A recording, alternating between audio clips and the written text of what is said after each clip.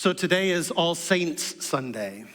It's a day that we set apart for remembering and for giving thanks. We remember those who showed us what faith looks like in real life. They weren't perfect people, but they were people whose trust in God shaped who we have become. Their stories remind us that faith isn't something that we hold privately. It's something that we live out in ways that touch others and ripple across generations. All Saints Sunday is a day of memory and of hope. We look back with gratitude for those who have gone before us, our parents, our grandparents, teachers and friends, members of this very church who taught us Bible stories and sang in the choir and served on committees and served on ministry teams and prayed for us by name. And as we look forward with faith, knowing that that same God who sustained them is still at work in and through us today. So in our scripture passage that Lynn read from the book of Hebrews, we hear about this great cloud of witnesses, a vast company of faithful people who ran the race before us and who now cheer us on. Their lives remind us that faith is not about perfection, but it's about perseverance. It's not about what we believe in our heads, but what we live with our hands and our hearts. Today's scripture passage reminds us of the stories of the faithful who, through their faith, were able to do amazing things. They were people who acted even when they couldn't see the outcome. The passage we read this morning started with verse 29, but the litany of the faithful goes back all the way to the very beginning of chapter 11. It talks about how Noah built an ark, how Abraham set out for a new place, how Moses stepped into the Red Sea. It talks about how Rahab welcomed the strangers, and how countless others trusted God through times of hardship. The list goes on and on throughout chapter 11.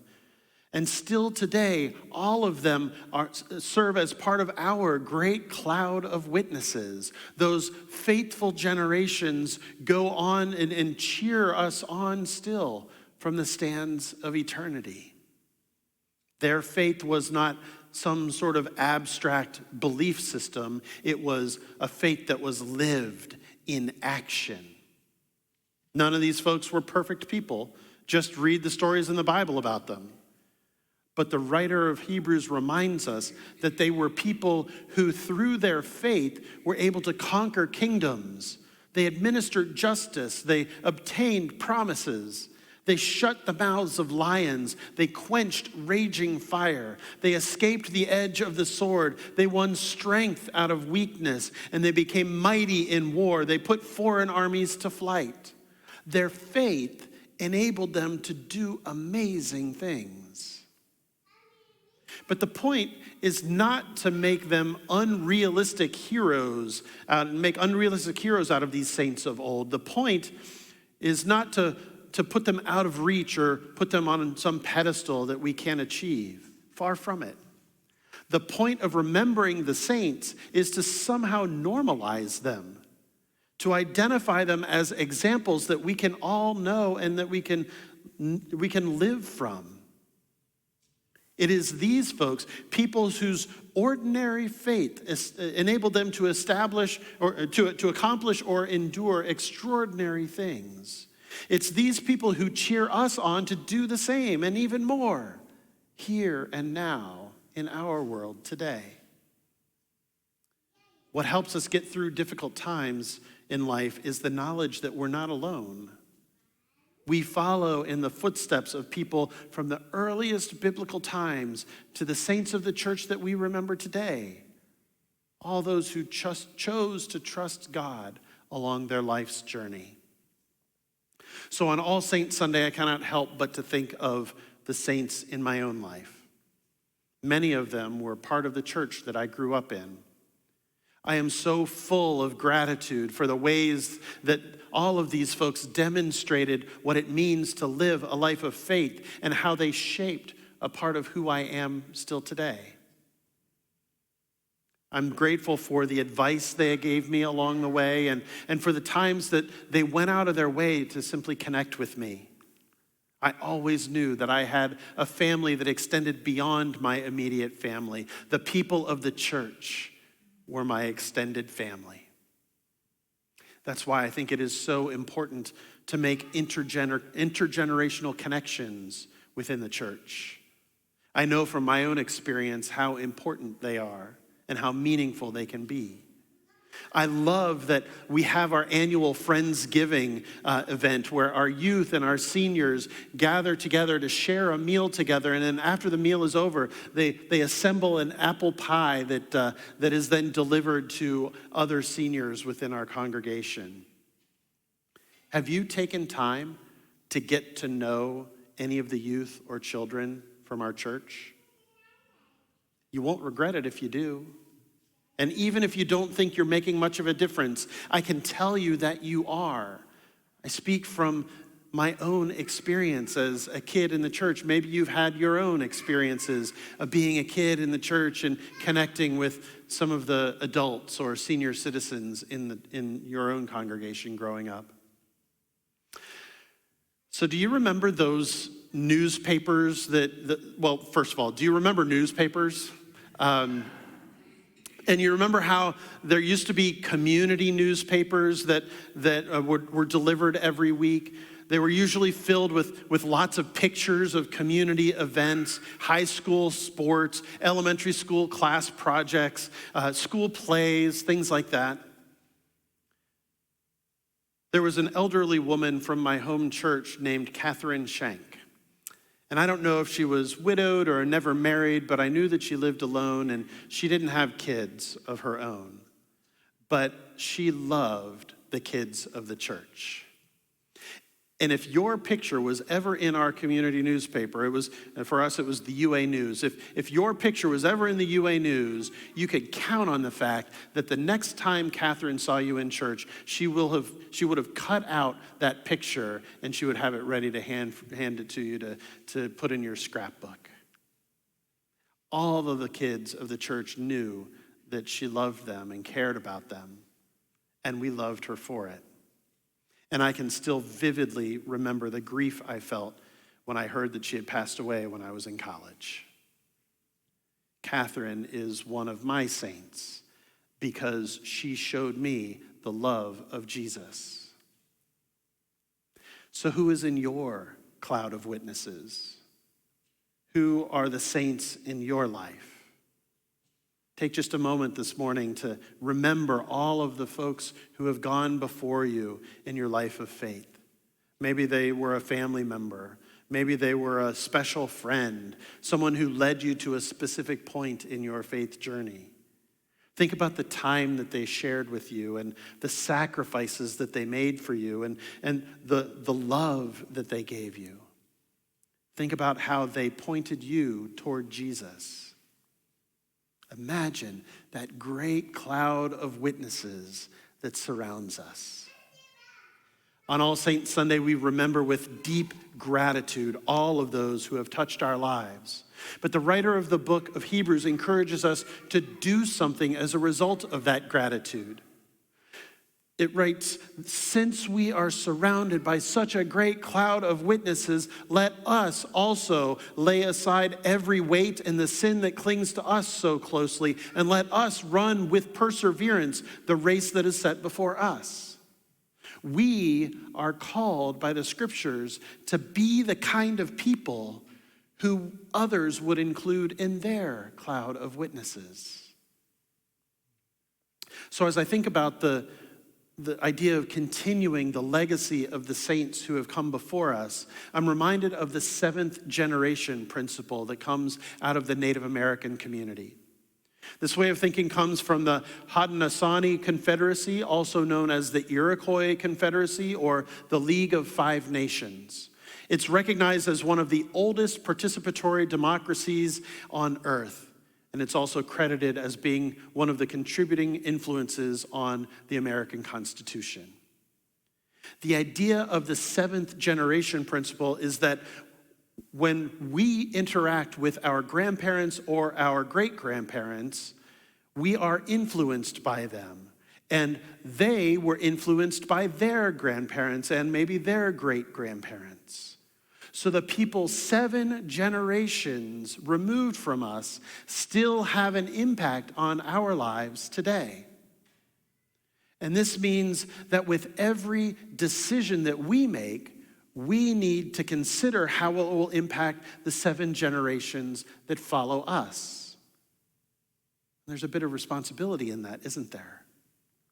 This 7th generation principle reminds us of our deep connection both with our ancestors and with the future generations.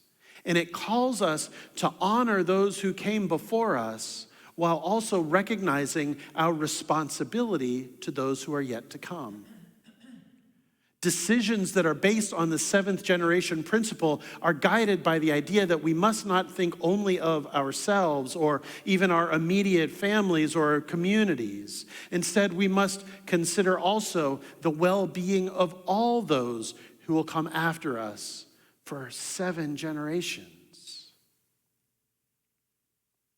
Indian Run United Methodist Church is who we are today, thanks to faithful followers who have shown us the way of Jesus. Now, while our church history doesn't span 7 generations, we do have at least 3 generations represented in the 45 years since our church began. Let me share a little bit about the origin of our church. I found a document in our files that recorded the history of our church, and it begins with these words. In June of 1980, the West Ohio Conference of the United Methodist Church, at its annual conference sessions at Lakeside, Ohio, decided to become actively involved in beginning new congregations, new churches in the bounds of the conference. The hope was to start 3 new churches in the conference, in that conference year between June 1980 and June 1981. And at the same time, Dublin, Ohio was becoming recognized as the fastest growing community in central Ohio, possibly even in the entire state. And I'll add that was likely thanks to the vision of a guy named Jack Nicklaus, who was building a golf course and a community in this area. The story in our history continues saying Northwest United Methodist Church recognized the rapid growth of the Dublin area.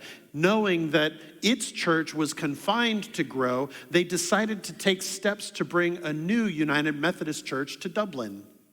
And the church members agreed that as a part of their local mission emphasis for the year 1980, they would initiate conversations within the West Ohio Conference about purchasing property for a future church site here in Dublin. And the future church site was purchased at the southwest corner of Avery and Brand Roads. 6.9 acres were purchased from the Muirfield Corporation in the fall of 1980 for the sum of $45,000. Can you imagine this property being worth $45,000?